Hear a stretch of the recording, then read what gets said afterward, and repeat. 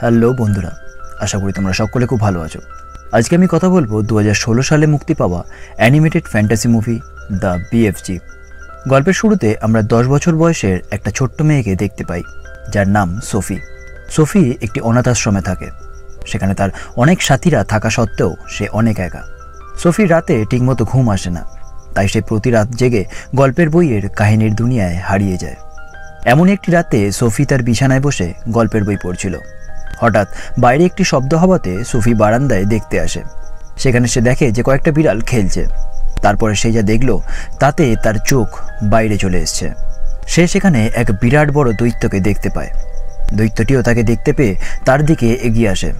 Sophie দৌড়ে বিছানায় এসে বসে পড়ে। দৈত্য সেই বারান্দা দিয়ে হাত বাড়িয়ে তাকে ধরে ফেলে। তারপর তাকে ঘর থেকে বার করে বড় বড় পায়ে তাকে নিয়ে ঝড়ের গতিতে দৌড়ে পালাতে থাকে। অনেক পাহাড় সমুদ্র পেরিয়ে সেই দৈত্য সোফিকে নিয়ে চলে আসে দৈত্যপুরীতে। সেখানে দৈত্য গুহার ভেতরে তার ঘরে সোফিকে রেখে দেয়। সোফি সেখানে দেখে যে সেই দৈত্য নিজের ডিনারের আয়োজন করছে। সে ভাবতে থাকে যে সে তাকে খাবে বলেই হয়তো দৈত্য এত আয়োজন করছে। এই ভেবে সে ভয় পেয়ে সেখান থেকে পালানোর চেষ্টা করে, কিন্তু দৈত্যের কাছে সে ধরা পড়ে যায়। দৈত্য তাকে বলে যে তুমি এখন এখান থেকে কোথাও পালাতে পারবে না, আমি এখন খুবই ক্ষুধার্ত। সোফি তাকে বলে যে আমাকে প্লিজ খেও না। দৈত্য এই কথা শুনে হাসতে থাকে এবং সোফিকে বলে যে সে মানুষ খেকো দৈত্য নয়, সে একজন সাধারণ নিরামিষ শাকসবজি খাওয়া দৈত্য। কিন্তু সেই দৈত্যপুরীতে অন্যান্য যে সকল দৈত্যরা রয়েছে তারা সকলেই মানুষ খায়। তোমাকে তাদের কাছ থেকে বেঁচে থাকতে হবে, আর না হলে ওরা তোমাকে এক কামড়েই খেয়ে ফেলবে। সোফি খুব ভয় পেয়ে দৈত্যকে বলে যে তুমি আমাকে কেন এখানে ধরে নিয়ে এলে।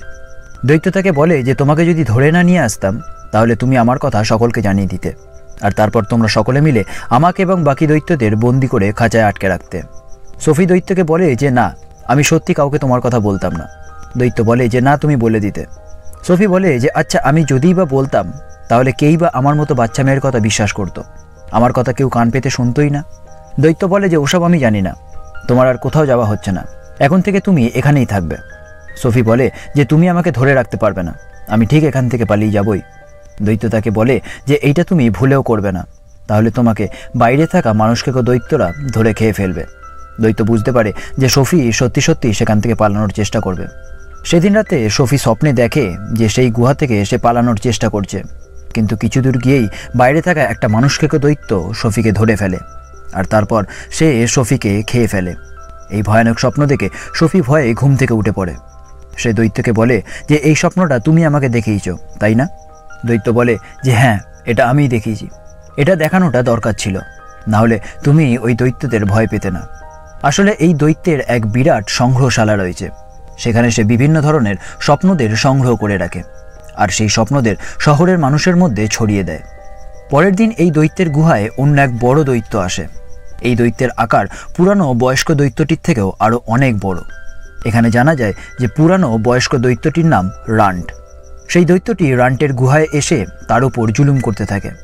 সে রান্টকে বলে যে আমি এখানে মানুষের গন্ধ পাচ্ছি, তুই মানুষটাকে কোথায় লুকিয়ে রেখেছিস? আমি এখন খুব ক্ষুধার্ত, আমি সেই মানুষটাকে গিলে খাবো। রান্ট তাকে বলে যে এখানে তো মানুষ নেই, তোর খিদে পেয়েছে যখন তুই এই করলাটা খেতে পারিস। সেই দৈত্যটি যখন করলাটি খেতে যায়, রান্ট তখন দেখে যে সোফি সেই করলার মধ্যেই লুকিয়ে ছিল। রান্ট তাড়াতাড়ি করে সেটি দৈত্যের কাছ থেকে কেড়ে নেয় এবং তাকে কথার জালে ফাঁসিয়ে সেখান থেকে বার করে দেয়। সেই দৈত্যটি চলে যাবার সময় রান্টকে বলে যে তুই হলি দৈত্য নামের কলঙ্ক। দৈত্যটি চলে যাবার পর সোফি সেই করলাটার ভেতর থেকে বেরিয়ে আসে এবং তারপর সে পরিষ্কার পরিচ্ছন্ন হলে দৈত্য তার বাক্স থেকে কিছু পুরানো জামা কাপড় সোফিকে পরতে দেয়। সেখানেরই একটি সুন্দর জামা সোফির পছন্দ হয়। সে সেটি পরলে দৈত্য তাকে বলে যে এটা তুমি কোথায় পেলে? সোফি তাকে জানায় যে এটা ওই জামা কাপড়ের মধ্যেই ছিল। দৈত্য হতাশভাবে তার দিকে দেখতে থাকে, তারপর সোফিকে তারই আশ্রয়ের একটি গাছের কোঠরে রেখে দেয়। দৈত্য তার ব্যাগপত্র গুছিয়ে ঠিক করে যে সে এখন স্বপ্ন কুড়াতে বেরোবে। সোফি তার সাথে যেতে চাইলে দৈত্য তাকে নিয়ে যেতে রাজি হয় না। দৈত্য তাকে বলে যে বাইরে অনেক বিপদ, তুমি এখানেই নিরাপদে থাকবে।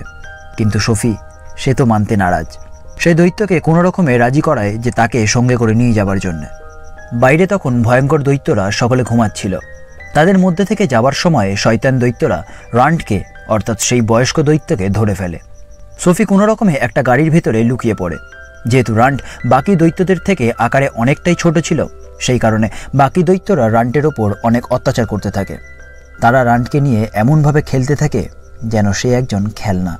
সে চাইলেও সেই দৈত্যদের কিচ্ছু করতে পারবে না, কেননা তারা রান্টের থেকে অনেক বেশি শক্তিশালী। কিন্তু তারা শক্তিশালী দৈত্য হলেও জলকে অপছন্দ করে। তাই রান্টকে নিয়ে খেলার সময় সেখানে হঠাৎ বৃষ্টি চলে আসে, আর যার কারণে তারা রান্টকে সেখানে ফেলে যে যেদিকে পারে ছুটে পালায়। রান্ট সোফিকে ব্যাগে করে নিয়ে লুকিয়ে সেখান থেকে চলে যায়, কিন্তু সোফির গায়ের চাদরটি সেখানেরই সবচেয়ে বদমাশ দৈত্যটি খুঁজে পায়, যার ফলে তারা সেটির গন্ধ শুকে নিশ্চিত হয় যে রান্টের কাছে কোনো না কোনো মানুষ আছে। অন্যদিকে রান্ট যথারীতিভাবে সোফিকে নিয়ে স্বপ্নের দুনিয়ায় স্বপ্ন কুড়াতে আসে। এটাই রান্টের সবচেয়ে বড় সিক্রেট, যা সে সোফিকে জানায়। তাদের মধ্যে খুব সুন্দর একটা বন্ধুত্ব হয়ে ওঠে। সোফি তাকে বিএফজি বলে ডাকে। তারা দুজনে মিলে স্বপ্নের জগতে একই সাথে কত রকমের স্বপ্ন কুড়োয়। তারপর তারা শহরে আসে সেই স্বপ্নদেরকেই মানুষের ঘুমের মধ্যে ছড়িয়ে দিতে, যাতে তারা সুন্দরভাবে ঘুমাতে পারে। সোফি এখন তার দৈত্য বন্ধুর সাথে অনেক খুশিতে আছে। সে যখন অনাথ আশ্রমে থাকতো সেখানে সে মোটেও খুশি ছিল না, কিন্তু সে এখন তার বন্ধু বিএফজিকে পেয়ে অনেক খুশি। কিন্তু পরিশেষে দৈত্য যখন জানতে পারে যে তার চাদরটি সেই দৈত্যপুরীতে ফেলে এসেছে, দৈত্য তখন আর এক মুহূর্ত দেরি না করে সোফিকে তার সেই অনাথ আশ্রমেই ছেড়ে আসে। দৈত্য তাকে বলে যে তারা তোমার চাদরটি নিশ্চিতভাবে খুঁজে পেয়েছে, আর যা পেয়ে তারা নিশ্চিত যে তুমি সেখানে আছো, তাই তুমি আমার সাথে আর নিরাপদ নও। এছাড়া দৈত্য তাকে আরও বলে যে তুমি যেই লাল জ্যাকেটটি পরে রয়েছ সেটা একটি ছোট্ট ছেলের ছিল। একদিন সেও তোমার মতো আমাকে দেখে ফেলেছিল, তাই তাকেও আমি দৈত্যপুরীতে নিয়ে চলে এসেছিলাম। সেও অনেক মিষ্টি মনের ছিল, ঠিক যেমনটা তুমি। কিন্তু আমি তাকে শয়তান দৈত্যদের থেকে বাঁচাতে পারিনি। তাকে হয়তো আমি তার ঘরে রেখে আসতে পারতাম, কিন্তু তখন অনেক দেরি হয়ে গিয়েছিল। তাই এই ভুল আমি আর দ্বিতীয়বার করব না। রান্ট সোফিকে অনাথ আশ্রমের সামনে রেখেই চলে যায়। সোফি অনেক কাঁদতে থাকে। সে বলে যে আমি ওই দৈত্যদের ভয় পাই না, আমাকে তোমার সাথে নিয়ে চলো, আমরা দুজনে মিলে দৈত্যদের আটকাবো। দৈত্য তাতেও রাজি হয় না, কিন্তু শেষমেশ সোফি রান্টকে অনেক কষ্টে বুঝিয়ে রাজি করায়। দৈত্য অনেক খুশি হয়, কেননা সেও চাইতো যে শয়তান দৈত্যরা এবার শাস্তি পাক। রান্ট তখন সোফিকে নিয়ে দৌড়ে দৈত্যপুরীতে চলে আসে। অন্যদিকে শয়তান দৈত্য রান্টের আসার অপেক্ষা করতে থাকে, এবং রান্ট তার গুহায় এলে শয়তান দৈত্যরাও তার গুহাতে চলে আসে। সেই 9 জন বদমাশ দৈত্য মিলে রান্টের সংগ্রহশালা তছনছ করে দেয়। চারিদিকে তারা সোফিকে খুঁজতে থাকে। রান্টের কষ্ট করে জমানো স্বপ্নদেরকে তারা ভেঙে তছনছ করে দেয়।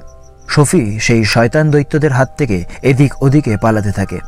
রান্ট এসব দেখে আর নিজেকে ধরে রাখতে পারে না। সে একটি লাঠিতে আগুন নিয়ে দৈত্যদেরকে সেখান থেকে তাড়াতে থাকে, আর বলে যে তোরা হলি দৈত্য নামের কলঙ্ক, আর কখনো আমার ঘরে তোরা আসবি না। এই বলে রান্ট সকল দৈত্যদের সেখান থেকে তাড়িয়ে দেয়। তারপর নিরাশ মনে ধ্বংস হওয়া তার সংগ্রহশালায় চলে আসে। সোফি তখন দৈত্যের কাছে যায় আর তাকে বলে যে দৈত্যদের শাস্তি দেবার একটা উপায় আছে। রান্ট তাকে বলে যে কি উপায়। সোফি তাকে বলে যে ওই 9টা দৈত্য যে কতটা ভয়ঙ্কর সেটা আমাদের দেশের রানীকে বোঝাতেই হবে, আর তিনি এদেরকে উপযুক্ত শাস্তি দেবেন। এই বলে রান্ট আর সোফি ঠিক করে যে সেই দেশের রানীকে তারা দৈত্যদের ভয়াবহতা নিয়ে স্বপ্ন দেখাবে। সেই মতো রান্টের সংগ্রহে বেঁচে থাকা কিছু ভয়ানক স্বপ্নদেরকে একত্রিত করে তৈরি করা হয় এক অতি ভয়ঙ্কর দুঃস্বপ্ন, আর সেই স্বপ্নকে দিয়ে আসা হয় রানীর নিদ্রায়। রানীও যথারীতি সেই ভয়ঙ্কর স্বপ্ন দেখে চিৎকার করে ওঠে। সেই সময় তার জানালার কার্নিশে তিনি সোফিকে দেখতে পান। রানী সোফিকে তার স্বপ্নেই দেখেছিল, তাই রানী সোফিকে দেখে চিনতে পারে। সোফি রানীকে দৈত্যদের সব কথা খুলে জানায় এবং তার কাছে সাহায্য চায়। সোফি বলে যে আমার সাথে আমার এক বন্ধু দৈত্য এসেছে, কিন্তু সে আপনার সামনে আসতে সাহস পাচ্ছে না। রানী তাকে বলে যে তুমি তাকে আমার সামনে আসতে বলো, আমি কথা দিচ্ছি আমি তার কোনো ক্ষতি করব না। এই কথায় দৈত্য ঝোপের আড়াল থেকে বেরিয়ে এসে সকলের সামনে আসে। তাকে দেখে সকলে থরথর করে কাঁপতে থাকে। রানী দৈত্যকে স্বাগত জানায়। তারা সকলে মিলে একসাথে খাবার খায়। দৈত্যের জন্য বিরাট বড় করে নানা ধরনের খাবারের আয়োজন করা হয়েছে। এত রকমের খাবার দৈত্য তার জীবনেও কখনো দেখেনি।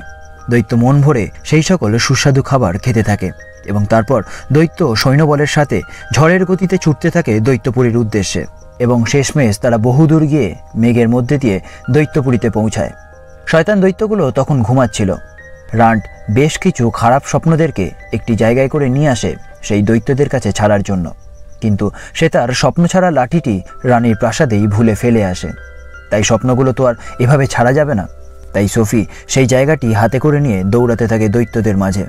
সোফি যখন স্বপ্নগুলিকে ছাড়তে যাচ্ছিল, ঠিক সেই সময় সবথেকে বদমাশ দৈত্যটির ঘুম ভেঙে যায়।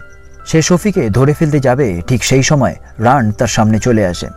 রান্ড সোফিকে পালাতে নির্দেশ দেয়। সোফিও সেখান থেকে ছুটতে থাকে। ঠিক সেই সময় সৈন্যরা সেই দৈত্যদেরকে একে একে ধরে ফেলতে থাকে। সোফি ও রান্ড আনন্দের সাথে তাদেরকে বিদায় জানায়। রান্ড এতদিনে শয়তান দৈত্যদের অত্যাচার থেকে মুক্তি পেয়েছে। সৈন্যরা 9 জন বদমাশ দৈত্যকে হাত পা বেঁধে ধরে ফেলে এবং তাদেরকে সেখান থেকে নিয়ে চলে যায় এমন একটি জায়গায় যার নাম কেউ কখনো জানে না। আর সেখান থেকে তারা কেউ কখনো পালাতেও পারবে না, কেননা সেই জায়গাটির চারিদিক সমুদ্রে ঘেরা। আর দৈত্যদের এবার থেকে মাংস ছেড়ে নিরামিষ করলা খেতে হবে, আর এটাই তাদের অত্যাচারের শাস্তি। দৈত্যপুরীতে দৈত্য এখন একাই শান্তিতে থাকে। সে সেখানে বিভিন্ন ফসলের চাষও করে, আর সেগুলি নিয়েই সে খুব সুখে আছে। সোফি এখন আর অনাথ আশ্রমে থাকে না, সে এখন রানীর প্রাসাদেই থাকে। এখন সে আর আগের মতো একা নয়, এখন সে অনেক খুশি, কেননা এখন সব সময় তার সাথে আছে তার সবচেয়ে প্রিয় বন্ধু বিএফজি। আজকের গল্পটি বাচ্চা থেকে বড় সকলের জন্যই একটি অ্যানিমেটেড ফ্যান্টাসি মুভি, যার নাম দ্য বিএফজি, অর্থাৎ বিগ ফ্রেন্ডলি জায়ান্ট। গল্পটি কেমন লাগলো কমেন্ট করে জানাতে ভুলবেন না। ভালো লাগলে অবশ্যই একটা লাইক দেওয়ার অনুরোধ রইল। দেখা হচ্ছে খুব শীঘ্রই আরও একটি অসাধারণ মুভির গল্প নিয়ে। ততক্ষণ সকলে ভালো থাকবেন, সুস্থ থাকবেন।